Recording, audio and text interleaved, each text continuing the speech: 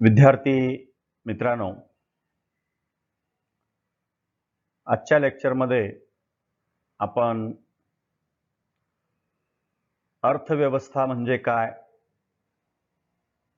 अर्थव्यवस्थेचे वेगवेगळे प्रकार कोणते आहेत, या सर्व गोष्टींचा आपण या ठिकाणी अभ्यास करणार आहोत. भारतीय अर्थव्यवस्थेचा अभ्यास करण्यापूर्वी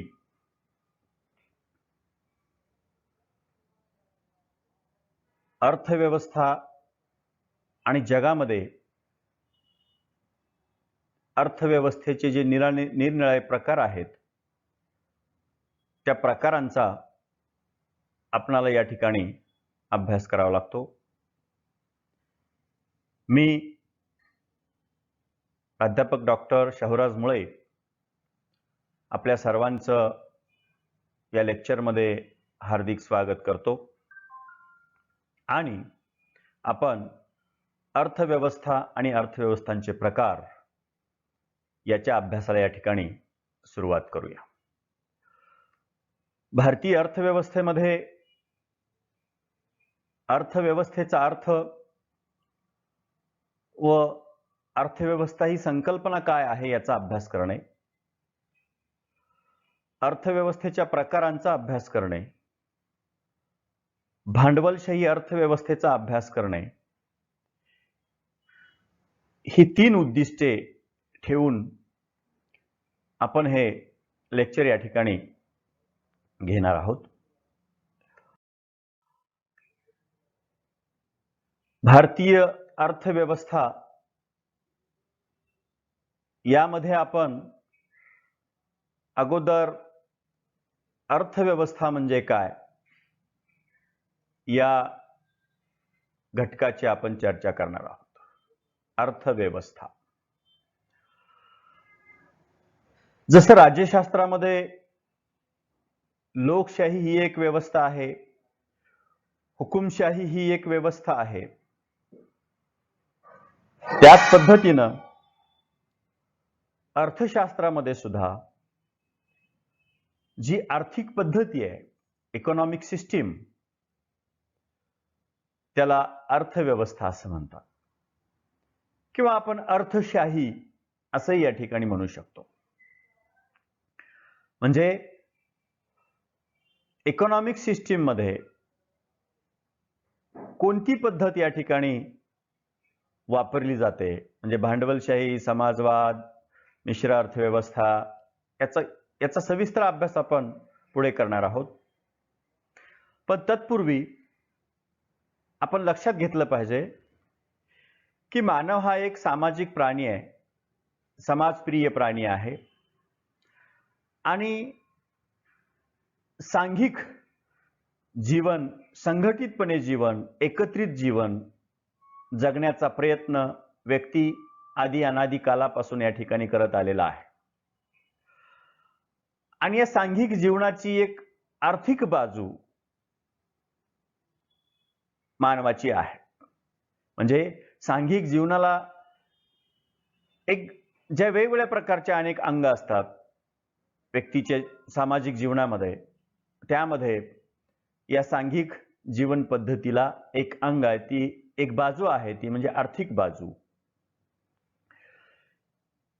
ही जी आर्थिक बाजू आहे, या आर्थिक बाजूचा अभ्यास या ठिकाणी आपल्याला करायचा आहे आणि या आर्थिक बाजूचा अभ्यास करतानाच ही अर्थव्यवस्था कशा पद्धतीने विकसित झाली, अर्थव्यवस्था कशी निर्माण झाली आणि नेमकं अर्थव्यवस्था म्हणजे काय याचा या ठिकाणी आपल्याला अभ्यास करायचा. समाजाच्या, मानवाच्या आर्थिक बाजूचा अभ्यास करत असताना मानवाला लागणाऱ्या वस्तूंचं उत्पादन, मानवाला लागणाऱ्या वस्तूंचं वितरण, त्याचा विनिमय, उपभोग, या जे वेगवेगळ्या प्रकारच्या आर्थिक क्रिया आहेत, या क्रिया समाज परस्पर सहकार्यातून आणि सहयोगातून या सगळ्या क्रिया पार पाडत असतो. आणि ह्या सर्व क्रिया पार पाडत असताना समाजाने एक आर्थिक चौकट निर्माण केलेली असते या सर्व क्रिया पार पाडण्याच्या दृष्टिकोनातून. आणि ही आर्थिक चौकट यालाच या ठिकाणी या प्रयत्नातूनच अर्थव्यवस्थेचा विकास झालाय आणि अर्थव्यवस्था निर्माण झाली असं आपल्याला म्हणता येईल. आणि म्हणून अर्थव्यवस्था म्हणजे काय आणि तिचे प्रकार यासंबंधी प्राथमिक विचार या ठिकाणी आवश्यक ठरतो. आणि म्हणून समाजाच्या आर्थिक व्यवहारासाठी ही जी एक प्रकारची चौकट या ठिकाणी निर्माण केलेली आहे तिलाच अर्थव्यवस्था असं म्हटलं जातं. म्हणून ही अर्थव्यवस्था म्हणजे काय आणि या अर्थव्यवस्थेचे वेगवेगळे प्रकार पाहणं या ठिकाणी आवश्यक ठरतं. आणि म्हणून अर्थव्यवस्था म्हणजे आपण ढोबळमानाने पाहिले की समाजाची आर्थिक चौकट. अर्थव्यवस्था ही व्यापक संकल्पना आहे. यामध्ये या अर्थव्यवस्थेमध्ये समाजाच्या अमर्याद गरजा आणि साधन सामुग्री त्या मानाने मात्र मर्यादित आहे. मग या अमर्याद गरजा मर्यादित साधन सामुग्रीच्या माध्यमातून कशा भागवायच्या, त्यासाठी साधनांची काटकसर कशी करायची, साधनांचा योग्य विनियोग कसा करायचा, यासाठी विविध संस्था विविध यंत्रणा समाजाने मानवाने या ठिकाणी निर्माण केलेल्या आहेत. या संस्था किंवा यंत्रणा म्हणजे निर्णय घेणारी यंत्रणा, चालना देणारी यंत्रणा. आणि म्हणून कशासाठी चालना देणारी, कशाचा निर्णय घेणारी, तर उत्पादनाचा निर्णय घेणारी, वितरणाचा निर्णय घेणारी, विनिमयाचा निर्णय घेणारी, उपभोगाचा निर्णय घेणाऱ्या अनेक वेगवेगळ्या प्रकारच्या संस्था या ठिकाणी समाजाने निर्माण केलेल्या आहेत. ज्यामध्ये मग या संस्थेमध्ये मग शेतकरी आहेत, सहकारी संस्था आहेत, बँक आहेत, बाजारपेठ आहेत, बाजार समित्या आहेत, मोठे उद्योग आहेत, लहान उद्योग आहेत, अशा अनेक प्रकारच्या संस्था समाजाने निर्माण केल्यात की ज्या आर्थिक क्रिया पार पाडण्याच्या दृष्टिकोनातून त्या पातळीवर समाजामध्ये निर्णय घेत असतात. आणि म्हणून ही जी काही आर्थिक चौकट आहे अशा प्रकारची या आर्थिक चौकटीला या ठिकाणी अर्थव्यवस्था असं म्हटलं जातं. आणि म्हणून ही एक अर्थव्यवस्था ही कशा पद्धतीने विकसित झालेली आहे हे मी आपल्याला या ठिकाणी सांगतोय. आणि आता नेमकं अर्थव्यवस्था म्हणजे काय त्याचा या ठिकाणी आपल्याला विचार करायचा आहे. अर्थव्यवस्था म्हणजे काय, व्हॉट इज इकॉनॉमी. अर्थशास्त्रामध्ये उत्पादन, ज्याला प्रोडक्शन आपण म्हणतो, विभाजन, डिस्ट्रीब्युशन, विनिमय, एक्सचेंज आणि उपभोग या 4 प्रकारच्या व्यवहारांना आर्थिक व्यवहार असं या ठिकाणी म्हटलं जातं. आणि म्हणून या 4 व्यवहारांशी संबंधित असलेल्या संस्था संघटना यांच्या एकत्रीकरणातून जी व्यवस्था निर्माण होते त्याला या ठिकाणी अर्थव्यवस्था असं म्हटलं जातं, इकॉनॉमी असं म्हटलं जातं.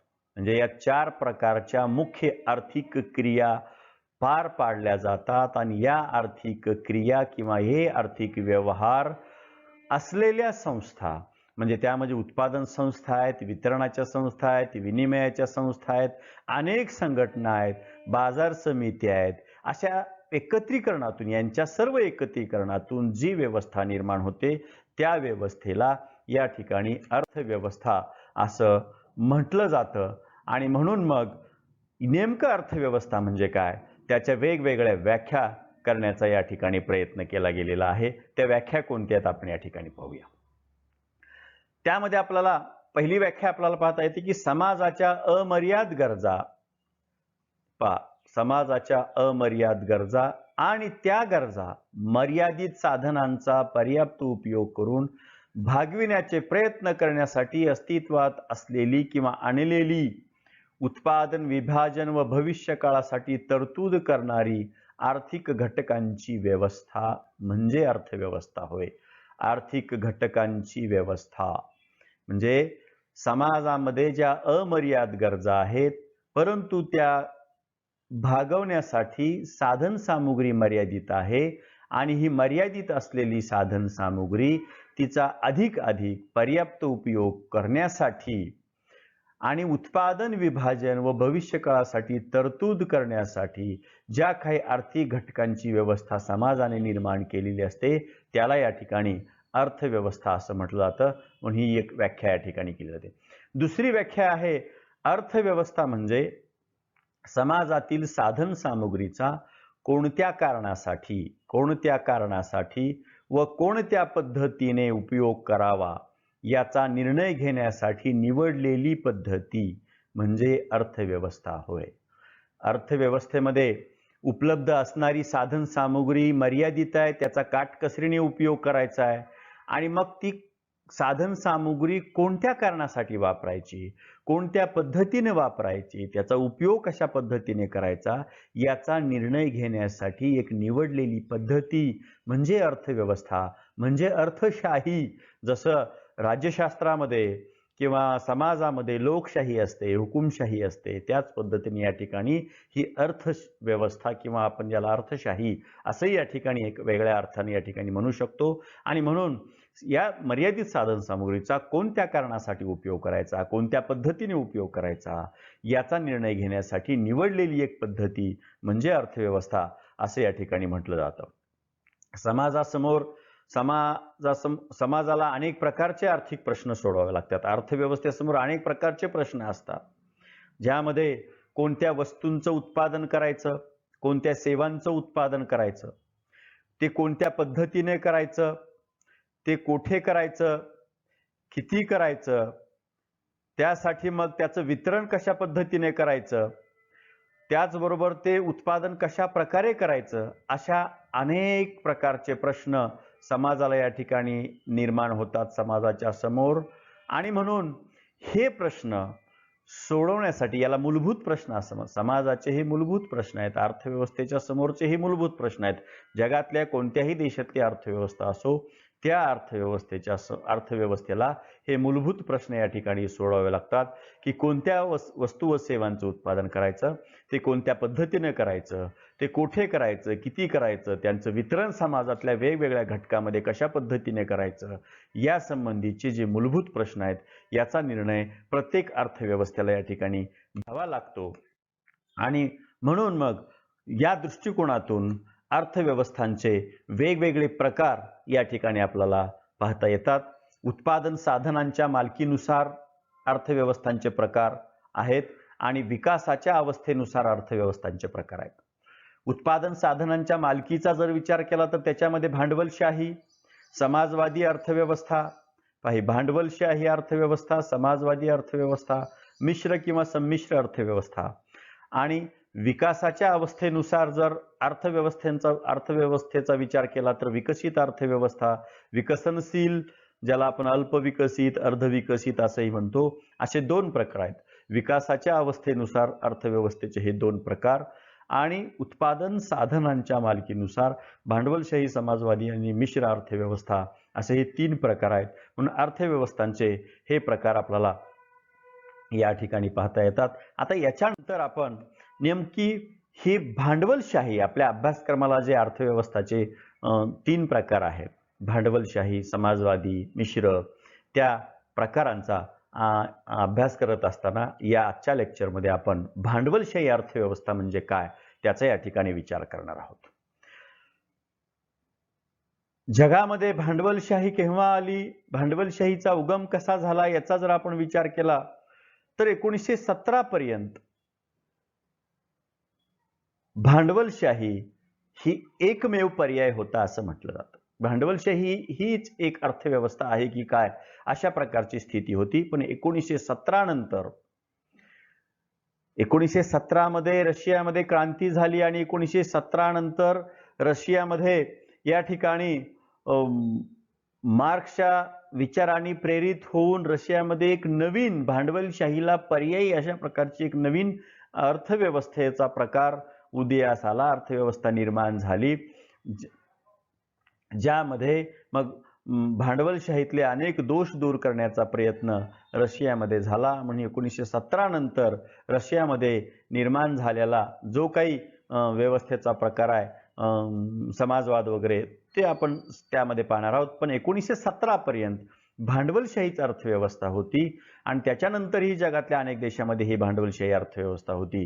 म्हणून शुम्पीटरनं भांडवलशाही अर्थव्यवस्थेचा विकास कसा होत गेला त्याचे प्रमुख 4 टप्प्यामध्ये या ठिकाणी वर्णन केलेलं आहे शुम्पीटरने. आणि म्हणून मग ग्रीस आणि रोमन कालखंडापासून ते सन 1950 पर्यंत हा भांडवलशाहीचा पहिला टप्पा, त्याच्यानंतर व्यापारवादातून म्हणजे इसवी सन 1560 ते इसवी सन 1800 पर्यंत हा भांडवलशाहीच्या विकासाचा दुसरा टप्पा. परिपूर्ण भांडवलशाही आधी तिसरा टप्पा जो म्हणतो आपण इसवी सन 1800 ते इसवी सन 1898 पर्यंतचा हा भांडवलशाहीचा तिसरा टप्पा. आणि चौथा टप्पा आहे आधुनिक भांडवलशाही म्हणजे 1898 नंतर जी भांडवलशाही निर्माण झाली त्याला आधुनिक भांडवलशाही असं म्हणतात. शुम्पीटरने भांडवलशाहीच्या विकासाचे हे प्रमुख 4 टप्पे या ठिकाणी सांगितलेले आहेत, ज्यामध्ये व्यापारी भांडवलशाही ही अत्यंत महत्त्वाचा टप्पा आहे. ज्या व्यापारी भांडवलशाहीमध्ये सनातनवाद्यांनी असं सांगितलं होतं की प्रत्येक राष्ट्राने अधिक व्यापार वाढवावा, अधिक वस्तूंचं उत्पादन करावं, भौतिक वस्तूंची निर्मिती मोठ्या प्रमाणात करावी आणि या भौतिक वस्तूंचं उत्पादन वाढवून त्याची निर्यात इतर देशांना करून त्याच्या मोबदल्यामध्ये मौल्यवान धातूचा संचय प्रत्येक देशाने करायला पाहिजे, जेणेकरून आपलं राष्ट्र हे सबळ बनेल, आपलं राष्ट्र हे सक्षम बनेल. या दृष्टिकोनातून त्यांनी व्यापारवादाला प्रोत्साहन दिलं सनातनवाद्यांनी, ॲडम स्मिथ सारख्या वगैरे विचारवंतांनी. आणि म्हणून त्यांनी खुल्या अर्थव्यवस्थेचा पुरस्कार ॲडम स्मिथने या ठिकाणी केला होता. ॲडम स्मिथच्या पूर्वी जे व्यापारवाद होता त्या व्यापारवादामध्ये हे सांगितलं होतं की देशाला जर आर्थिकदृष्ट्या सामर्थ्यशाली बनवायचं असेल तर त्या देशाने प्रत्येक देशाने आपल्या वस्तू व सेवा अधिक निर्यात केल्या पाहिजेत आणि त्यामधून मौल्यवान धातू मिळवल्या पाहिजेत. म्हणून त्यामधून मग व्यापारी भांडवलशाही निर्माण झाली. वस्तूंचा पुरवठा वाढवण्याची गरज या ठिकाणी भासू लागली आणि ही गरजच पुढे मग शोधाची जननी बनली आणि 18व्या शतकामध्ये मग अधिक वस्तूंची निर्मिती करण्यासाठी मग इंग्लंडमध्ये अनेक यंत्रांचा शोध लागला. मग त्यामधून औद्योगिक क्रांती इंग्लंडमध्ये झाली आणि त्यातून औद्योगिक भांडवलशाहीचा उदय झाला. औद्योगिक भांडवलशाहीमध्ये मग अनेक प्रकारच्या खाजगी भांडवलदारांचा वर्ग निर्माण झाला. उत्पादन मोठ्या प्रमाणात होऊ लागलं, त्या उत्पादनाची निर्यात मोठ्या प्रमाणात होऊ लागली आणि भांडवलशाहीमुळे त्या देशाचा विकास हा मोठ्या प्रमाणात होऊ लागला. अशा प्रकारची स्थिती त्या काळामध्ये निर्माण झाली. परंतु विद्यार्थ्यांनो, निखळ भांडवलशाही आज कोणत्या देशामध्ये आहे काय याचा जर आपण विचार केला तर ती आपल्याला दिसत नाहीये. कारण आज ही पाश्चिमात्य देशामध्ये मग ते इंग्लंड असेल, अमेरिका असेल किंवा जर्मनी असेल, फ्रान्स असेल, अशा अनेक देशांचा जरी आपण आज विचार केला तर आज या ठिकाणी निखळ भांडवलशाही, शुद्ध भांडवलशाही ही कुठल्याच देशामध्ये आज आपल्याला दिसत नाही. सध्या पाश्चात्य देशात आढळणारी भांडवलशाही म्हणजे ही नियमनयुक्त भांडवलशाही आहे, रेग्युलेटेड कॅपिटॅलिझम ज्याला आपण म्हणतो. म्हणजे संपूर्ण निरहस्तक्षेपाचं धोरण असा प्रकार त्या ठिकाणी आपल्याला अस्तित्वात असलेला दिसत नाही. म्हणजे आवश्यक त्या ठिकाणी आज हस्तक्षेप केला जातोय आणि सरकारी नियंत्रण या ठिकाणी आवश्यक त्या ठिकाणी वापरलं जातं, सरकारी नियंत्रणाचा उपयोग केला जातो आणि म्हणून शुद्ध भांडवलशाही आज कुठल्याही देशामध्ये अस्तित्वात असलेली आपल्याला दिसत नाही. आता भांडवलशाही म्हणजे नेमकं काय, त्याच्या वेगवेगळ्या प्रकारच्या व्याख्या या ठिकाणी केल्या आहेत. प्राध्यापक पिगू यांच्या मते भांडवलशाही म्हणजे ज्या अर्थव्यवस्थेत उत्पादनाची भौतिक साधने खाजगी मालकीची आणि त्यांचा वापर नफा मिळवण्यासाठी स्वेच्छेने करण्याचे स्वातंत्र्य, तसेच वस्तू व सेवांचे उत्पादन खाजगी क्षेत्रात असल्यास त्याला भांडवलशाही असे म्हणतात. म्हणजे या ठिकाणी भौतिक साधने खाजगी मालकीची असतात आणि त्यांचा वापर नफा मिळवण्यासाठी आणि तेही स्वेच्छेने करण्याचं स्वातंत्र्य ज्या व्यवस्थेत असतं आणि ज्या ठिकाणी वस्तू व सेवांचं उत्पादन खाजगी क्षेत्रामध्ये केलं जातं त्याला भांडवलशाही असं या ठिकाणी म्हटलं जातं. लॉक यांच्या मते, लॉकने दुसरी व्याख्या काय केली पहा, मनुष्य निर्मित आणि निसर्ग निर्मित साधनांचा खाजगी नफ्यासाठी उपयोग करण्याचे स्वातंत्र्य असलेल्या आणि खाजगी मालकी असलेल्या आर्थिक संघटन पद्धतीस भांडवलशाही असे या ठिकाणी म्हटले जाते. आणि म्हणून या ठिकाणी लॉक यांच्या मते मनुष्य निर्मित आणि निसर्ग निर्मित साधनांचा खाजगी नफ्यासाठी उपयोग करण्याचे स्वातंत्र्य असलेल्या आणि खाजगी मालकी हक्क असलेल्या आर्थिक संघटन पद्धतीस भांडवलशाही असे या ठिकाणी म्हटलं जातं.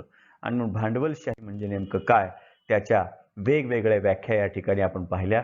आता याच्यानंतर या व्याख्यावरनं भांडवलशाहीची नेमकी वैशिष्ट्ये काय आहेत त्याचा आपल्याला या ठिकाणी विचार करायचा आहे. त्यावरनं भांडवलशाहीचं स्वरूप आपल्या लक्षात येऊ शकतं. उत्पादनाची साधनं ही खाजगी मालकीची असतात. म्हणजे भांडवलशाहीमध्ये उत्पादनाची साधनं खाजगी मालकीची आहेत. म्हणजे शेती असेल, संपत्ती असेल किंवा अनेक गोष्टी दागदागिने असतील की अशा अनेक उत्पादनाची साधनं किंवा संपत्ती हे पूर्णपणे खाजगी मालकीचे श्रम, शेती, भांडवल या सगळ्या गोष्टी जेव्हा खाजगी मालकीचे असतात ते भांडवलशाही असं त्याला आपण म्हणू शकतो. म्हणून उत्पादनाची साधनं ही खाजगी मालकीची. दुसरं वैशिष्ट्य उद्योग व्यवसाय निवडीचं स्वातंत्र्य या ठिकाणी असतं. प्रत्येक व्यक्तीला कोणत्या प्रकारचा उद्योग करावा, कोणत्या प्रकारचा व्यवसाय करावा ते निवडण्याचं पूर्ण स्वातंत्र्य भांडवलशाहीमध्ये असतं. त्याच्यामध्ये सरकार कुठल्याही प्रकारचा हस्तक्षेप करत नाही. म्हणून हे एक भांडवलशाहीचं वैशिष्ट्य आहे आणि त्याच्यामुळं मग अधिकाधिक उद्योगाला चालना मिळते, अधिकाधिक व्यवसाय भरभराटीस येतात. जर व्यक्तींना स्वातंत्र्य असेल उद्योग व्यवसाय निवडण्याचं, त्याच्यावर जर बंधनं असतील तर मग उद्योग आणि व्यवसाय याच्यामध्ये वाढ होऊ शकत नाही आणि म्हणून भांडवलशाहीमध्ये उद्योग आणि व्यवसाय निवडीच्या स्वातंत्र्यामुळं मोठ्या प्रमाणात उद्योग आणि व्यवसायात वाढ झालेली आपल्याला दिसून येते. तिसरं वैशिष्ट्य निर्हस्तक्षेप किंवा मुक्त अर्थव्यवस्था. भांडवलशाहीमध्ये शासन कुठल्याही प्रकारचा हस्तक्षेप करत नाही.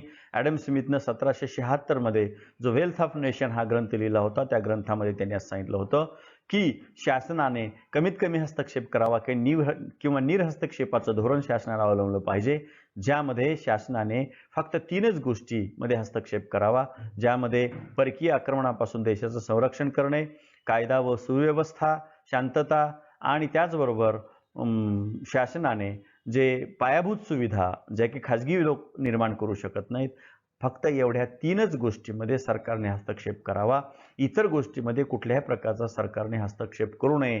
म्हणजेच निर्हस्तक्षेपाचं धोरण किंवा मुक्त अर्थव्यवस्था हे भांडवलशाहीचं तिसरं वैशिष्ट्य आहे. चौथं वैशिष्ट्य आहे बाजारात स्पर्धेचं प्राबल्य असतं. बाजारामध्ये स्पर्धा असते आणि या स्पर्धेमधून मग अनेक प्रकारचे उद्योग, अनेक प्रकारचे व्यवसाय या ठिकाणी निर्माण होतात. त्यामधून मग त्याच्यात वाढ होते, उपभोक्त्याचं या ठिकाणी कल्याण होतं आणि म्हणून आपापसात स्पर्धा असल्यामुळे उद्योगामध्ये, व्यवसायामध्ये स्पर्धा या ठिकाणी असते. त्या स्पर्धेमधून मग चांगल्या प्रकारचा दर्जेदार माल तयार होतो, चांगल्या स्वस्त किमतीमध्ये ग्राहकांना मिळतो. म्हणून बाजारामध्ये स्पर्धेचं प्राबल्य या ठिकाणी भांडवलशाही मध्ये असतं. ग्राहक हा सार्वभौम असतो असं म्हटलं जातं. म्हणजे ग्राहकावर कुठल्याही प्रकारची बंधनं नसतात. ग्राहकाच्या इच्छेनुसार या ठिकाणी उत्पादक वस्तूची निर्मिती करत असतात. बाजारामध्ये ज्या पद्धतीची मागणी आहे त्याप्रमाणे वस्तूंची निर्मिती केली जाते. ग्राहकाला कोणत्या वस्तूचा उपभोग घ्यावा, किती प्रमाणात घ्यावा, कोठे घ्यावा, कसा घ्यावा या प्रकारचं पूर्णपणे स्वातंत्र्य भांडवलशाहीमध्ये असतं आणि म्हणून ग्राहक हा भांडवलशाहीमध्ये सार्वभौम असतो. त्याच्यावर कुठल्याही प्रकारचं बंधनं किंवा नियंत्रण असत नाही. हे एक भांडवलशाहीचं वैशिष्ट्य आहे. पुढचं वैशिष्ट्य बाजार अर्थव्यवस्था किंवा किंमत यंत्रणा. भांडवलशाहीमध्ये बाजारातील एकूण मागणी आणि एकूण पुरवठा याच्या सहाय्यानेच वस्तूची किंमत ठरते आणि या किंमत यंत्रणेप्रमाणेच अर्थव्यवस्थेचं कार्य या ठिकाणी चालत असतं. म्हणजे भांडवलशाहीमध्ये कोणत्या वस्तूची निर्मिती करायची, किती प्रमाणात करायची, कोठे केव्हा कशा पद्धतीने करायची याचे निर्णय हे बाजारामध्ये किंवा किंमत यंत्रणेच्या माध्यमातूनच या ठिकाणी घेतले जातात. उत्पादकाला जर एखाद्या वस्तूची निर्मितीमध्ये अधिक नफा मिळत असेल तर किंवा त्या वस्तूला जर अधिक मागणी असेल तर त्या पद्धतीने उत्पादक वस्तू निर्मिती करतो आणि बाजारपेठेमध्ये विकतो. म्हणून बाजार अर्थव्यवस्था शासनाचा या ठिकाणी कुठल्याही प्रकारचा हस्तक्षेप असत नाही. शासन या ठिकाणी किंमत निश्चिती करत नाही, किंमत ठरवत नाही आणि म्हणून ज्या काही वस्तूच्या किमती ठरतात त्या बाजार यंत्रणेमार्फत ठरतात किंवा बाजारामध्ये ठरतात. म्हणून बाजारातील वस्तूची मागणी आणि बाजारातील वस्तूचा पुरवठा याच्या माध्यमातून या ठिकाणी वस्तूची किंमत ठरते आणि त्या माध्यमातूनच अर्थव्यवस्थेच्या या वेगवेगळ्या क्रिया या ठिकाणी पार पडत असतात. म्हणून बाजार अर्थव्यवस्था किंवा किंमत यंत्रणा हे एक भांडवलशाहीचं वैशिष्ट्य आहे, महत्त्वपूर्ण असं म्हणता येईल. नफा हे भांडवलशाही अर्थव्यवस्थेचं कळसूत्र आहे. पहा, म्हणजे या ठिकाणी नफा ही जी काही गोष्ट आहे या नफ्यासाठीच या ठिकाणी उत्पादन केलं जातं भांडवलशाही अर्थव्यवस्थेमध्ये. समाजाचं कल्याण हा भाग पुढचा आहे, पण भांडवलशाही अर्थव्यवस्थेमध्ये उद्योजक उत्पादन कशासाठी करतात तर नफा मिळवण्यासाठी उत्पादन करत असतात. म्हणून नफा हे भांडवलशाही अर्थव्यवस्थेचं कळसूत्र आहे, भांडवलशाही अर्थव्यवस्थेचा प्राण आहे असं म्हटलं जातं. नफा हे जर यातून काढलं तर भांडवलशाही अर्थव्यवस्था राहणार नाही आणि म्हणून सामाजिक कल्याण हा भाग या ठिकाणी गौण आहे. तर नफ्यालाच अधिक महत्त्व दिलं जातं. म्हणून नफ्याच्या प्रेरणेनेच उत्पादक उत्पादन करत असतो, नफ्याच्या प्रेरणेनेच आर्थिक क्रिया भांडवलशाही अर्थव्यवस्थेमध्ये चालत असतात आणि म्हणून नफा हे भांडवलशाही अर्थव्यवस्थेचं कळसूत्र आहे. याच्याच भोवती ही अर्थव्यवस्था या ठिकाणी कार्यरत असते आणि म्हणून नफा हे भांडवलशाही अर्थव्यवस्थेचं मुख्य सूत्र आहे किंवा मुख्य वैशिष्ट्य आहे असं आपल्याला म्हणता येईल. पुढचं आणि शेवटचं वैशिष्ट्य आहे खाजगी मालमत्तेचा हक्क आणि वारसा हक्क हे भांडवलशाही अर्थव्यवस्थेचे आधारस्तंभ आहेत. खाजगी मालमत्तेचा हक्क जर लोकांना नसेल तर या ठिकाणी मग उद्योग आणि व्यवसायामध्ये भरभराट होणार नाही, उत्पादक अधिकाधिक उत्पादन करणार नाही. वारसा हक्क हे जर भांडवलशाहीनं समाजाला नाही दिला तर या ठिकाणी अधिकाधिक उत्पादन होणार नाही, उत्पादनाची प्रेरणा उद्योजकांना मिळणार नाही, अर्थव्यवस्थेचा विकास होणार नाही. आणि म्हणून वारसा हक्क जे की एखाद्या व्यक्तीनं जे आयुष्यभरामध्ये जे मिळवलेलं आहे, प्राप्त केलेलं आहे, जे संपत्ती प्राप्त केली आहे, ती संपत्ती त्याला कायदेशीर मार्गाने आपल्या वारसाकडे हस्तांतरित करण्याचा हक्क भांडवलशाहीमध्ये हा दिलेला असतो. खाजगी मालमत्ता मिळवण्याचा हक्क भांडवलशाहीमध्ये लोकांना मिळालेला असतो. हे दोन हक्क भांडवलशाहीचे आधारस्तंभ आहेत. याच्यामुळं लोकांना, मग प्रत्येक व्यक्तीला किंवा उद्योजकाला या ठिकाणी उत्पादन करण्याची, ती विकण्याची, त्यातून अधिकाधिक नफा मिळवण्याची प्रेरणा मिळते आणि त्या अनुषंगानं या ठिकाणी ह्या सर्व गोष्टी केल्या जातात. या अनेक वेगवेगळ्या वैशिष्ट्यावरनं भांडवलशाही अर्थव्यवस्था म्हणजे नेमकं काय हे आपल्याला लक्षात आलं असेल. भांडवलशाही अर्थव्यवस्थेचं स्वरूप या ठिकाणी आपल्याला लक्षात आलं असेल. पण भांडवलशाही अर्थव्यवस्थेची ही वेगवेगळी वैशिष्ट्ये आपल्याला या ठिकाणी लक्षात येतात. आता भांडवलशाही अर्थव्यवस्थेचे फायदे काय आहेत, त्या फायद्यांचा आपल्याला या ठिकाणी विचार करायचा आहे. त्याला भांडवलशाही अर्थव्यवस्थेचे गुण असंही म्हटलं जातं. पहा, पहिलं आहे व्यक्ती स्वातंत्र्य. भांडवलशाहीमध्ये व्यक्ती स्वातंत्र्य हा सर्वात महत्त्वाचा गुण आहे भांडवलशाहीमध्ये. म्हणजे प्रत्येक व्यक्तीला, उत्पादकाला, उपभोक्त्याला या ठिकाणी स्वातंत्र्य असतं आर्थिक क्रिया पार पाडण्याचं. अनेक प्रकारच्या क्रिया, उत्पादनाची क्रिया असेल, वितरणाची क्रिया असेल, उपभोगाची असेल, विनिमयाची असेल, या ज्या आर्थिक क्रिया आहेत या सर्व आर्थिक क्रिया पार पाडण्याचं त्या त्या व्यक्तीला पूर्णपणे स्वातंत्र्य असतं. आणि त्यामुळं या ठिकाणी व्यक्तींना मिळणारं समाधान हे उच्चतम पातळीचं असतं असं आपल्याला म्हटलं जातं. कारण भांडवलशाहीमध्ये कुठल्याही प्रकारची बंधने व्यक्तीवर नसतात. म्हणून भांडवलशाही अर्थव्यवस्था या ठिकाणी व्यक्तींना अधिकाधिक समाधान देते किंवा अधिकाधिक सुख देते असं या ठिकाणी म्हटलं जातं. हा एक फायदा आहे. दुसरा आहे स्पर्धा व श्रमासाठी उत्तेजन. भांडवलशाही अर्थव्यवस्थेमध्ये वेगवेगळ्या प्रकारची स्पर्धा असते बाजारात. उत्पादनाची स्पर्धा असते, या ठिकाणी विनिमयाची, वितरणाची, अशा अनेक प्रकारच्या स्पर्धा या क्रिया बाजारपेठेमध्ये चालतात. त्या परस्पर स्पर्धेमधूनच या ठिकाणी चालतात. आणि ही स्पर्धा असल्यामुळं मग उत्पादक काय करतात तर श्रमा अधिकाधिक लोकांनी काम करावं, लोकांना अधिकाधिक मोबदला मिळावा, श्रमासाठी उत्तेजन दिलं जातं. श्रमिकांना अधिकाधिक मोबदला देऊन त्यांना कामासाठी प्रेरित केलं जातं. श्रमासाठी उत्तेजन श्रमिकांना मिळतं.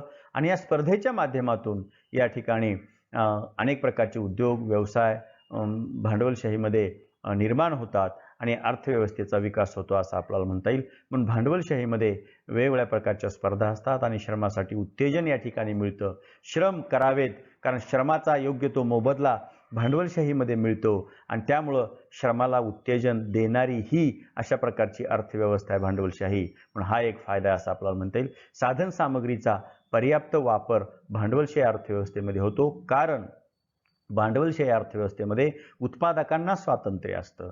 उत्पादकांना कोणत्या वस्तूचं उत्पादन करावं, त्याचा वापर, विनिमय कुठे करावा, त्याचं वितरण कशा पद्धतीने करावं, किती प्रमाणात उत्पादन करावं, कशा पद्धतीने करावं, याचं पूर्णपणे उत्पादकांना स्वातंत्र्य असल्यामुळं उत्पादक साधन सामुग्रीचा पर्याप्त वापर, योग्य वापर या ठिकाणी करू शकतात.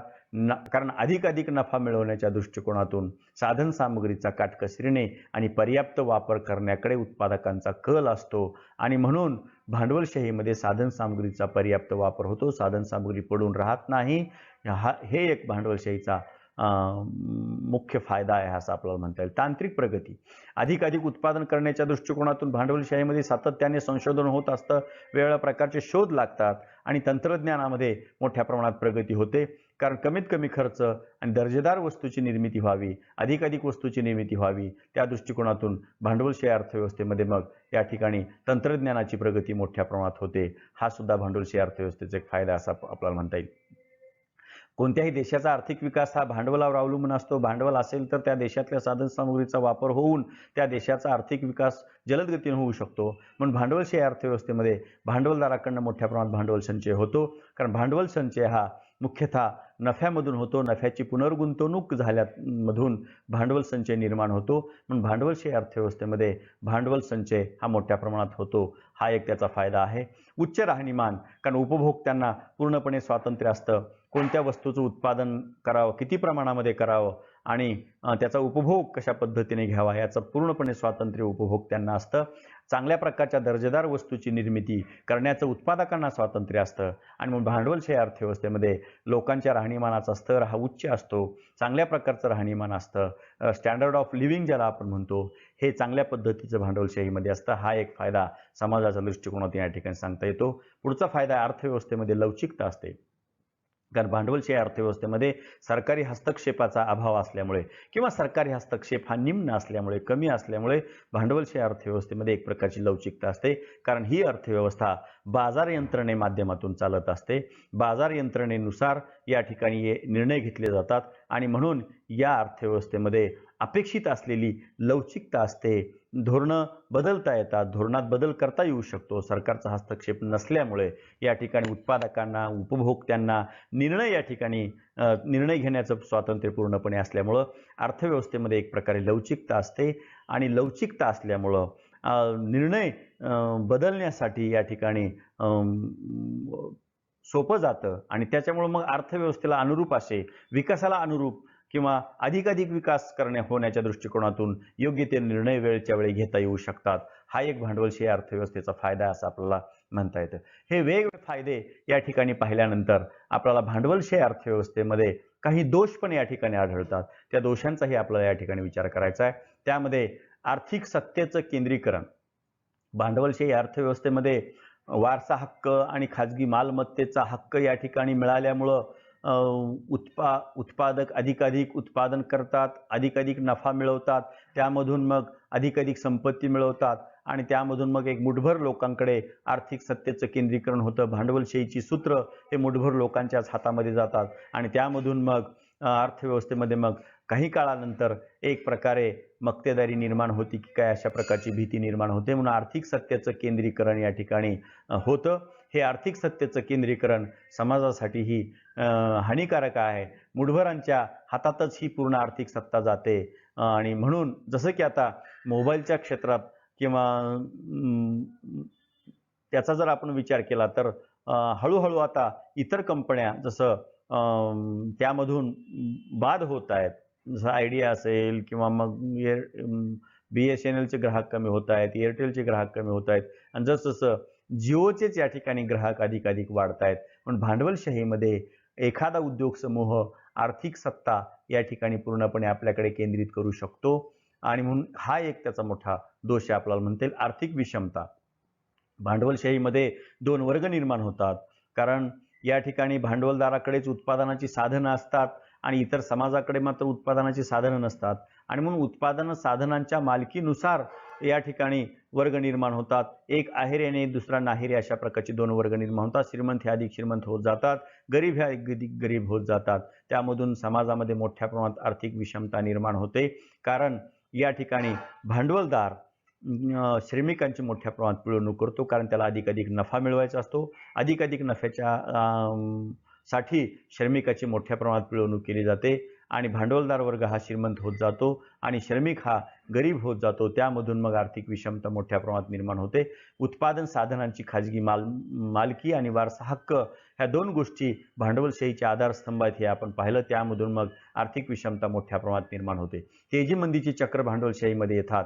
कारण ही अर्थव्यवस्था बाजार यंत्रणेवर चालत असल्यामुळे तेजीची अवस्था येते. त्या तेजीमधून मग मंदी निर्माण होते. ही सातत्याने तेजी मंदीची चक्र अर्थव्यवस्थेमध्ये निर्माण होतात आणि त्याचे फायदे आणि तोटे मग समाजाला भोगावे लागतात. तेजीमध्ये वस्तूंच्या किमती मोठ्या प्रमाणात वाढतात. त्याचाही परिणाम समाजावर होतो, उपभोक्त्यावर होतो आणि लहान उत्पन्न असणाऱ्या गटावर गटाला अधिक झळ पोहोचते, गरिबांना तेजी ही परवडत नाही या ठिकाणी. मंदी आल्यानंतर मग अनेकांचा रोजगार जातो, अर्थव्यवस्थेत उत्पादन कमी होतं आणि मंदीमध्ये मग बेकारीची स्थिती निर्माण होते. म्हणून तेजी मंदीची चक्र भांडवलशाही अर्थव्यवस्थेमध्ये निर्माण होतात. म्हणून भांडवलशाहीचा हा एक दोष आहे असं आपल्याला म्हणता येईल. चैनीच्या वस्तूंचं उत्पादन हा एक दोष आहे, कारण उत्पादकांना स्वातंत्र्य असल्यामुळं अधिक नफा देणाऱ्या वस्तूंचीच निर्मिती या ठिकाणी केली जाते आणि म्हणून मग चैनीच्या वस्तूंची निर्मिती होते. याचाच अर्थ मग साधनसामुग्रीचा अपव्यय होण्याची शक्यता असते. साधनसामुग्री अशा प्रकारच्या चैनीच्या वस्तूंचे उत्पादन करण्याकडे वळवली जाते. हा एक भांडवलशाहीतला दोष आहे. मक्तेदारीकडे वाटचाल आपण पाहिलं की मुठभर उत्पादकांचं, मुठभर कंपन्यांची मक्तेदारी अर्थव्यवस्थेत निर्माण होते. आर्थिक सत्ता त्या मुठभर कंपन्यांच्याच हातामध्ये जाते आणि त्यामधून मग मक्तेदारी निर्माण होते आणि कालावधीनंतर मग ही मक्तेदारी संपूर्ण समाजाची पिळवणूक करते आणि म्हणून मक्तेदारीकडे वाटचाल हा भांडवलशाहीचा एक मुख्य दोष आहे आपल्याला म्हणता येईल. ही अर्थव्यवस्था साम्राज्यशाहीकडे झुकू लागते. भांडवलशाहीमध्ये मग मुठभरांच्या हातामध्ये जर अशा पद्धतीनं या ठिकाणी देशाची आर्थिक सत्ता एकवटली गेली असेल, देशाच्या आर्थिक सत्तेचं केंद्रीकरण जर मुठभरांकडे झालं तर ही अर्थव्यवस्था मग साम्राज्यशाहीकडे झुकायला लागते आणि म्हणून भांडवलशाही अर्थव्यवस्था, जसं की मग व्यापारवादाच्या काळामध्ये आपण पाहिलं की व्यापारवाद्यांनी सांगितलं होतं की आपल्याला जर अधिकाधिक देशाला सामर्थ्यशाली बनवायचं असेल तर आपण साम्राज्याचा विस्तार केला पाहिजे, अधिकाधिक वस्तूंची निर्मिती करून त्या वस्तूंची निर्यात केली पाहिजे, मौल्यवान धातू मिळवले पाहिजेत आणि त्यामधून देशाला सामर्थ्यशाली बनवलं पाहिजे. याच्यासाठी मग इतर देशावर आक्रमण करण्याची वेळ आली तरी चालेल, म्हणून आपल्या देशाच्या साम्राज्याचा विस्तार केला पाहिजे. ही भांडवलशाहीची शिकवण आहे व्यापारवादाच्या काळातली आणि म्हणून साम्राज्यशाहीकडे ही झुकू लागते. पुढचा दोष आहे मजुरांचं शोषण या ठिकाणी मोठ्या प्रमाणात होतं. कामगार वर्गाकडून मजुरांचं शोषण मोठ्या प्रमाणात या ठिकाणी केलं जातं, कारण अधिक नफा मिळवण्याच्या दृष्टिकोनातून उत्पादन केलं जातं. अधिक नफा म्हणजेच मजुरांना कमीत कमी वेतन देण्याची प्रवृत्ती भांडवलदाराची असते. त्यामधून मग मजुरांचं शोषण मोठ्या प्रमाणात होतं, पिळवणूक मोठ्या प्रमाणात होते. आणि पुढचं मग दोष आहे वर्गसंघर्ष. मजुरांचं शोषण अधिक प्रमाणात होत असल्याने एका पातळीनंतर, एका स्तरानंतर या ठिकाणी मग वर्गसंघर्ष निर्माण होतो. मालक आणि मजूर, भांडवलदार आणि कामगार याच्यामध्ये अशा प्रकारे एक वर्गसंघर्ष निर्माण होतो. कामगारांच्या मनामध्ये मग भांडवलदाराविषयी या ठिकाणी असूया, असंतोष निर्माण होतो आणि त्यामधून वर्गसंघर्ष निर्माण झाला तर अर्थव्यवस्थेचं प्रचंड नुकसान या ठिकाणी होतं आणि म्हणून वर्ग या भांडवलशाहीमध्ये निर्माण झाले की त्यामध्ये मग वर्गसंघर्ष हा अटळ आहे आणि त्या वर्गसंघर्षातून मग एक नवीन व्यवस्था निर्माण होते. आणि शेवटचा दोष असा आहे, सामाजिक कल्याणाकडे दुर्लक्ष या ठिकाणी केलं जातं. भांडवलशाहीमध्ये नफा मिळवण्याच्या दृष्टिकोनातून उत्पादन केलं जातं. ज्या वस्तूंना बाजारपेठेमध्ये मागणी आहे अशाच वस्तूंची निर्मिती केली जाते आणि म्हणून मग भांडवलशाहीमध्ये चैनीच्या वस्तूंची निर्मिती या ठिकाणी मोठ्या प्रमाणात केली जाते. त्यामुळं मग समाजामध्ये असणारी उत्पादन साधनसामुग्री ही जी मर्यादित आहे असं आपण म्हटलं, या मर्यादित साधनसामुग्रीचा काटकसरीने उपयोग करायला पाहिजे, हेही अर्थव्यवस्थेचं तत्व आहे. या ठिकाणी भांडवलशाहीमध्ये मग ह्या मर्यादित साधनसामुग्रीचा अपव्यय होताना दिसतोय. सामाजिक दृष्टिकोनातून ज्या गोष्टी आवश्यक आहेत त्याचं उत्पादन होण्याच्या ऐवजी चैनीच्या वस्तूंचं उत्पादन होतंय आणि म्हणून सामाजिक कल्याणाकडे या ठिकाणी दुर्लक्ष होतंय. नफा हीच प्रेरणा भांडवलशाहीमध्ये असते. नफा हा भांडवलशाहीचा आत्मा असतो आणि म्हणून सामाजिक कल्याण या ठिकाणी दुय्यम मानलं जातं, सामाजिक कल्याणाकडे दुर्लक्ष केलं जातं. असे वेगवेगळ्या प्रकारचे दोष भांडवलशाही अर्थव्यवस्थेमध्ये आपल्याला दिसतात आणि म्हणून भांडवलशाही अर्थव्यवस्था म्हणजे काय, त्या भांडवलशाही अर्थव्यवस्थेच्या वेगवेगळ्या प्रकारच्या व्याख्या, भांडवलशाही अर्थव्यवस्थेचे वैशिष्ट्ये आपण या ठिकाणी पाहिले. भांडवलशाही अर्थव्यवस्थेच्या वैशिष्ट्यावरून आपल्या लक्षात आलं असेल भांडवलशाही अर्थव्यवस्थेचं स्वरूप काय आहे हेही आपण या ठिकाणी पाहिलं. त्याच्यानंतर मग भांडवलशाही अर्थव्यवस्थेमधले गुण आणि भांडवलशाही अर्थव्यवस्थेचे दोष या ठिकाणी आपण पाहिले आणि त्याच्यानंतर यावरनं भांडवलशाही अर्थव्यवस्था म्हणजे काय हे आपल्या लक्षात आलं असेल. आणि म्हणून विद्यार्थी मित्रांनो, या ठिकाणी भांडवलशाही अर्थव्यवस्था म्हणजे काय, अर्थव्यवस्थेच्या नंतर अर्थव्यवस्थेचे प्रकार, उत्पादन साधनानुसार पडणारे प्रकार आणि विकासाच्या अवस्थेनुसार पडणारे प्रकार याचाही या ठिकाणी आपण विचार केलेला आहे. आणि म्हणून मग त्यामध्ये पहिल्या प्रकाराचा आपण अभ्यास केला भांडवलशाही. आणि मग भांडवलशाही अर्थव्यवस्था म्हणजे काय हे या व्हिडिओवरून आपल्या लक्षात आलं असेल. परत आपलं या ठिकाणी मी धन्यवाद व्यक्त करतो आणि या ठिकाणी थांबतो. धन्यवाद.